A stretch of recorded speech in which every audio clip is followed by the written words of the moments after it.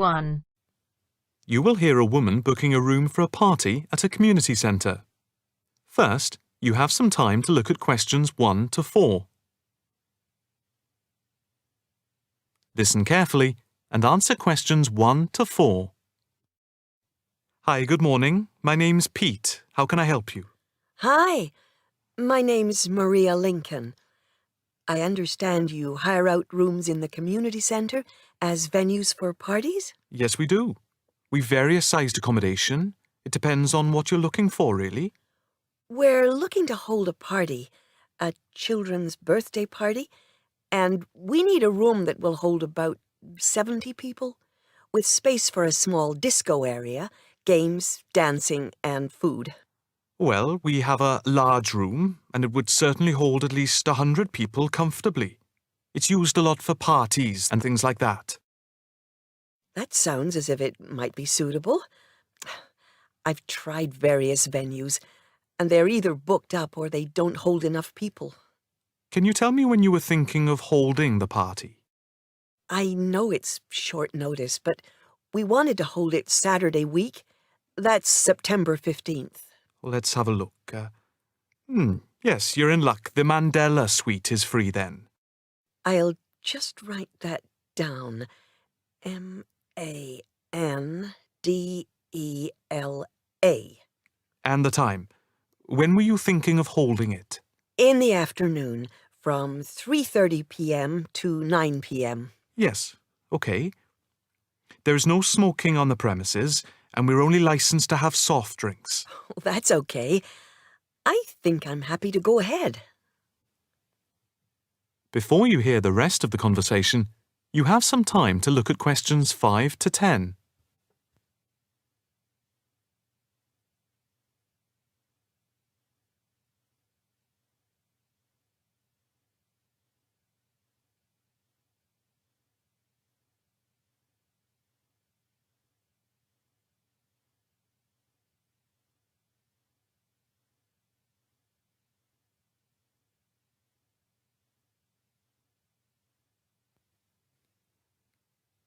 Now listen and answer questions 5 to 10. Can you just give your postcode? Yes, it's PA5 7GJ. Fine. And the flat and street number? It's flat number 40, and the street number is 35. Okay, so that's flat 40, 35 Beaches Street. Yes, that's right. And a contact number? My landline is 223279 with the code. But I'll give you my mobile number, which is 07897 293381. Okay, 293381. Can you tell me how much it will cost? It's quite reasonable, actually. It's £115 for the hire of the room, with tables and chairs. But if you want to hire disco equipment, we've got a basic system with speakers and other equipment for £25. But there's no technician around in case anything goes wrong. And of course, it's optional. That would save us carting something from home, but maybe we should bring a spare sound system just in case. We've never had any problem with the system, but you might not want to take any chances. What about catering? Well, we had thought of getting everyone bringing something. We have someone who can do catering for £9 a head, including the cake if required. That's handy, but it's a lot as we have a fairly tight budget. So, you want to go ahead with the booking? Yes, certainly. OK. I need to take a deposit of £30, which is refundable. The balance needs to be paid 2 days before the event at the latest. Fine. You can cancel up to 2 days before, but after that you lose the deposit. We don't intend to cancel, but is there any insurance we can take out? Yes, there's a form here somewhere. How much? It's, let me see. It's only £9 for the 24-hour period, and that covers you for cancellation, damage, and injury. Well, At least we'd better have a look at it. How would you like to pay the deposit? Cash. I'll just give you a receipt. There you are. 10, 20, 30. £30. Maria Lincoln. Thank you very much. I'm really glad I found somewhere. We have been trying to book a place for the past 2 weeks, so thank you again, and bye for now. That is the end of part 1. You now have half a minute to check your answers.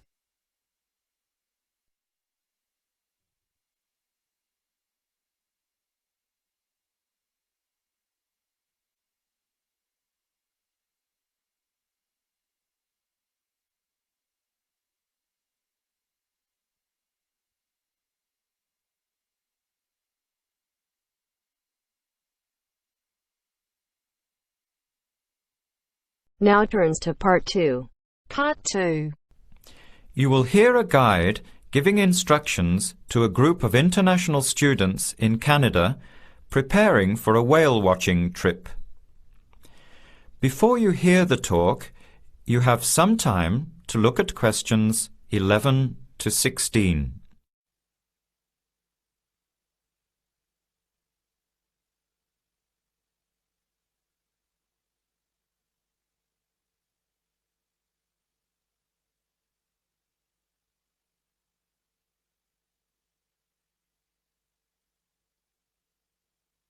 Now listen carefully to the first part of the talk and answer questions 11 to 16. Hello, everyone. Glad to see so many happy faces on this wild and windy day. Are you all ready to go looking for whales? I'm Tony, and our other guide today is Dale. We'll be using these 2 rubber boats you see here, and our trip today will take 3 hours. In a few minutes, we'll be heading into part of the largest temperate rainforest of the Pacific Northwest. I'll show you our route on the map here. This is where we are now. We'll be leaving the sheltered bay and heading out across the mouth of the bay toward the open water. As you know, last night there were strong winds in the area, so we can't go out into the ocean as we had planned. Near the mouth, the water will be quite rough. That's where we are most likely to spot orcas, or killer whales as they are also called. After crossing the mouth of the bay, we'll enter the calmer, shallower waters. This is where you look for gray whales. Then we will continue up this narrow inlet close to the shore. You will have a great view of giant fir and cedar trees that have never been logged. Here is the place to watch for wildlife. You are likely to see bears along the shore and eagles in the sky overhead. Right at the back of the inlet here are the hot springs where we will be stopping for an hour. You can have a soothing soak in bubbling hot water before the return trip.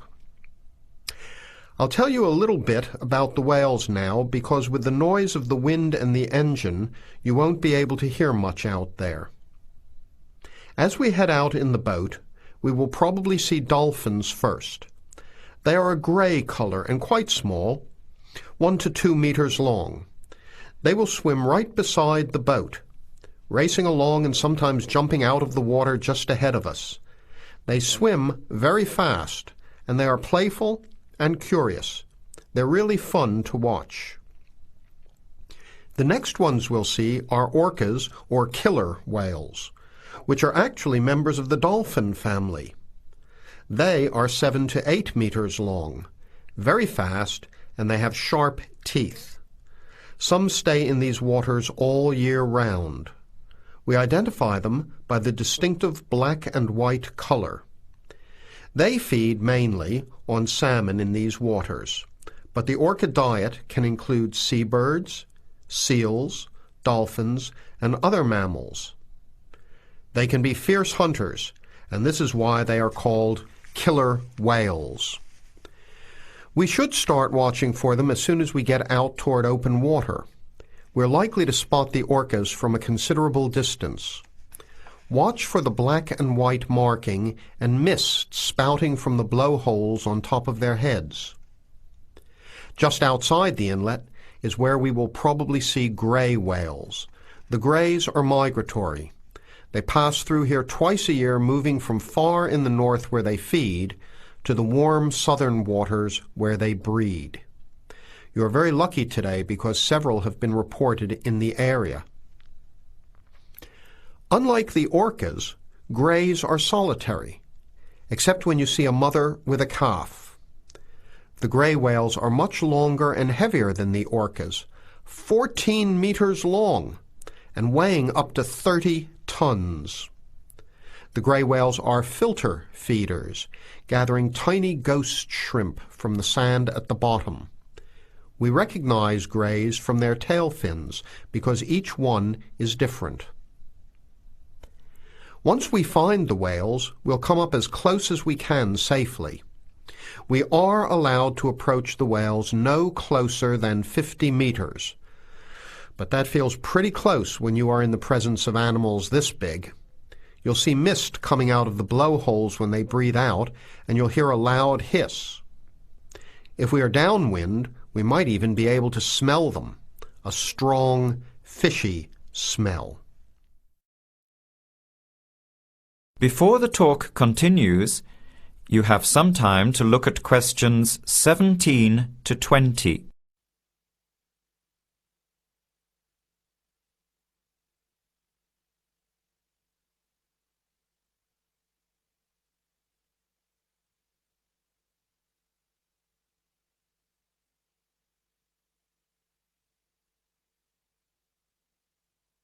Now, as the talk continues, answer questions 17 to 20.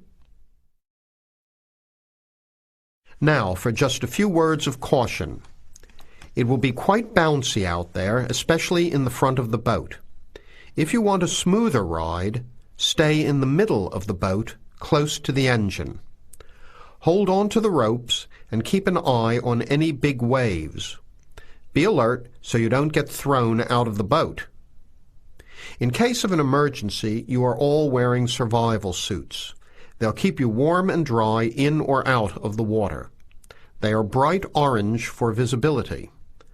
The water temperature is around 8 degrees. Without these suits, you would only last a few minutes in this cold water.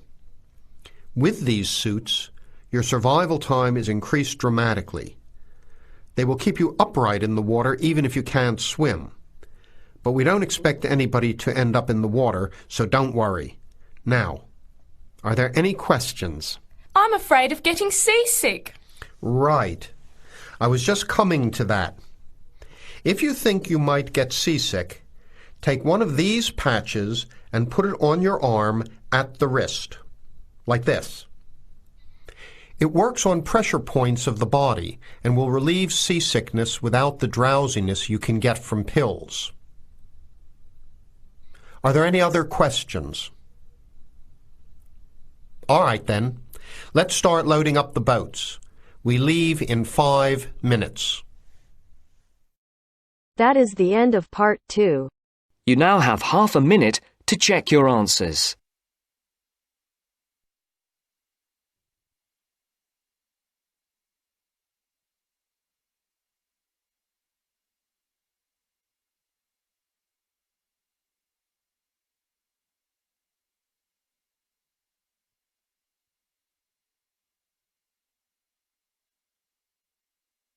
Now turns to part 3. Part 3. You will hear a student union officer's speech. First, you have some time to look at questions 21 to 25.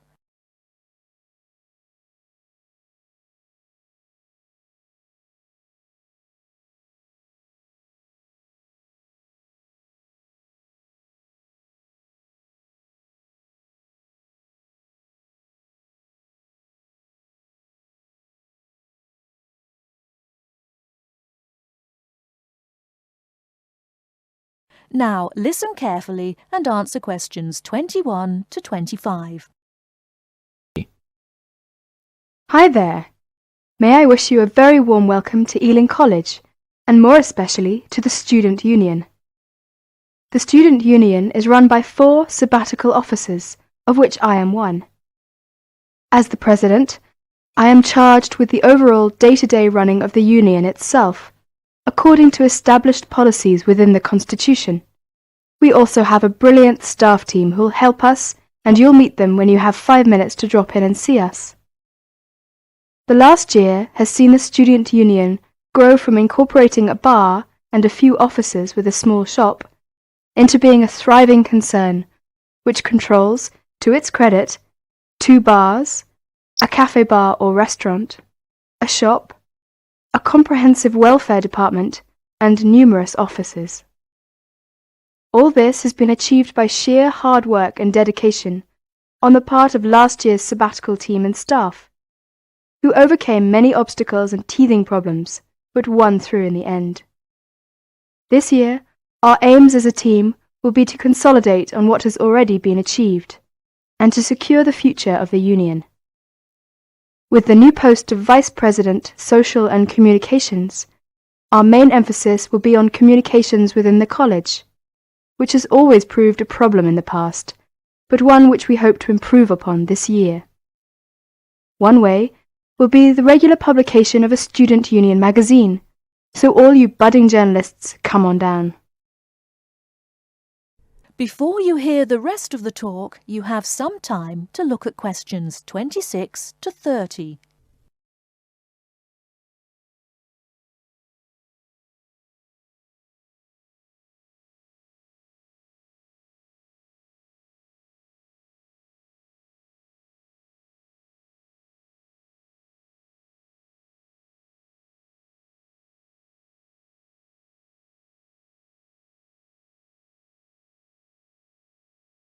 Now listen and answer questions 26 to 30.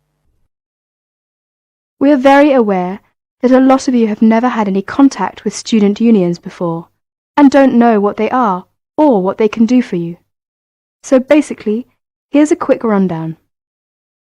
If you have any problems at all, either when you start college or throughout your time here, don't hesitate to drop in the SU office in the North Building and see Pat, our office assistant. She will be able to help you with most of your day-to-day general inquiries, or if she can't, she will direct you to one of our staff who can. Myself and the other 3 vice presidents are here every day, and if you need to see us, just fix a time with Pat, and we'll be only too happy to help you. By the way, queries or problems can range from a late grant check, finding a place to live and academic matters, right through to the best places to eat, directions to the bar, or somebody blocking you in the car park. We'll give anything our best shot. Please remember, while you're at Ealing, that going to college is not just about education. Make sure you enjoy yourself as well, because believe me, time will fly once you're here. Ealing is a really good place to live, as there is lots to see and do.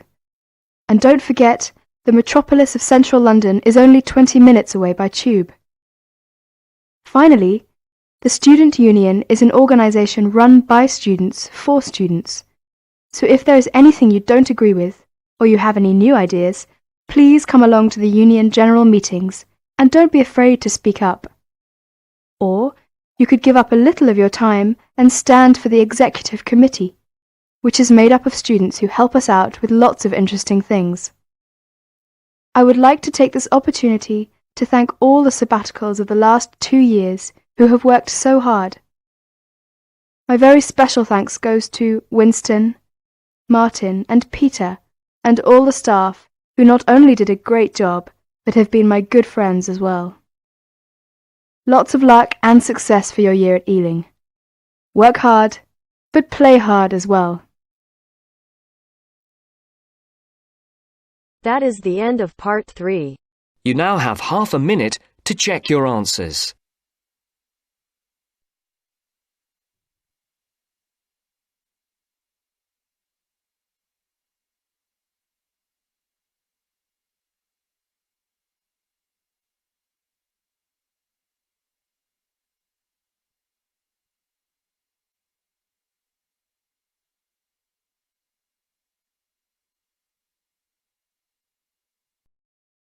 Now turns to Part 4.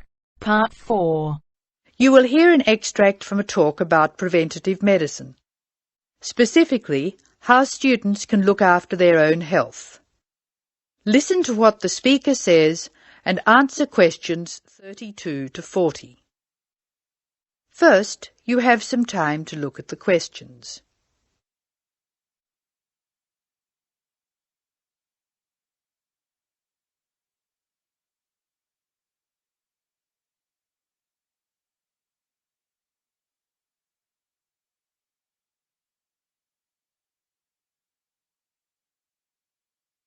Now listen carefully and answer questions 36. Good morning. I'm Dr. Pat Parker, and I'm here to talk to you about preventative medicine in its widest and most personal aspects. In other words, I'm here to tell you how the patient should wrest control of their health away from the practitioners of medicine and take charge of their own medical destiny. I want to talk about staying out of the hands of the doctor. When the patient takes responsibility for her or his own health, and let's decide the patient is male for now, men are in fact more at risk than women anyway, when the patient takes over his own health regime, he must decide what he wants to do. The first thing, of course, is to give up the demon nicotine. Smoking is the worst threat to health, and it's self-inflicted damage. I have colleagues who are reluctant to treat smokers. If you want to stay well, stay off tobacco and smoking in all its manifestations. Our department has recently completed a survey of men's health. We looked at men in different age groups and occupations, and we came up with a disturbing insight. Young men, particularly working-class men, are at considerable risk of premature death because of their lifestyle. As a group, they have high risk factors. They drink too much alcohol, they smoke more heavily than any other group, their diet is frequently heavy in saturated fats, and they don't get enough exercise. We then did a smaller survey in which we looked at environmental factors which affect health. I had privately expected to find air or water pollution to be the biggest hazards, and they must not be ignored. However, the effects of the sun emerged as a threat which people simply do not take sufficiently seriously. Please remember that too much sunlight can cause permanent damage. Given this information, and the self-destructive things which people, particularly young men, are doing to themselves, one could be excused for feeling very depressed. However, I believe that a well-funded education campaign will help us improve public health standards and will be particularly valuable for young men. I'm an optimist. I see things improving, but only if we work very hard. In the second part of the talk, I want to consider different things that you as students can do to improve your fitness.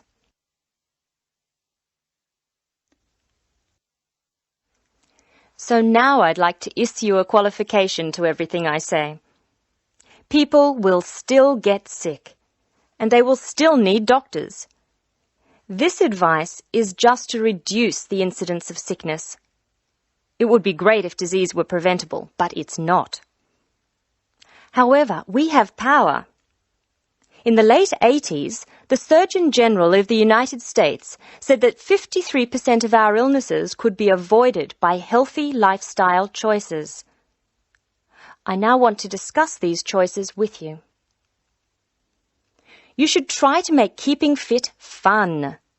It's very hard to go out and do exercises by yourself. So it's wise to find a sport that you like and play it with other people. If you swim, you can consider scuba diving or snorkeling. If you jog, try to find a friend to go with. If you walk, choose pretty places to walk or have a reason for walking. Your exercise regime should be a pleasure, not a penance. The university is an excellent place to find other people who share sporting interests with you. And there are many sports teams you can join. This, unfortunately, raises the issue of sports injuries. And different sports have characteristic injuries. As well as accidental injuries, we find repetitive strain injuries occurring in sports where the same motion is frequently performed, like rowing and squash. The parallel in working life is repetitive strain injury which may be suffered by typists or other people who perform the same action hour after hour, day after day. In this context, therefore, the most important thing to remember before any sport is to warm up adequately. Do stretching exercises and aim at all times to increase your flexibility. Be gentle with yourself and allow time to prepare for the game you have chosen to play. Don't be fooled by the term warm-up, by the way. It's every bit as important to do your warm-up exercises on a hot day as on a cool one. I think one of the most sensible and exciting developments in the reduction of injury is the recognition that all sports can borrow from each other. Many sports programs are now encouraging players to use cross-training techniques. That is, to borrow training techniques from other sports. Boxers have been using cross-training for years, building up stamina by doing road work and weight training while honing their skills and reflexes.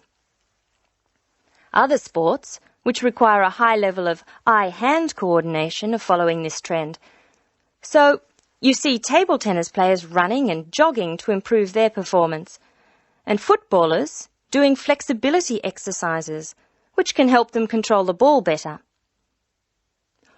All of these results are good, but the general sense of well-being is best, and is accessible to us all, from trained athletes to people who will never run 100 metres in less than 15 seconds. Good health is not only for those who will achieve athletic greatness. That is the end of part 4. You now have half a minute to check your answers.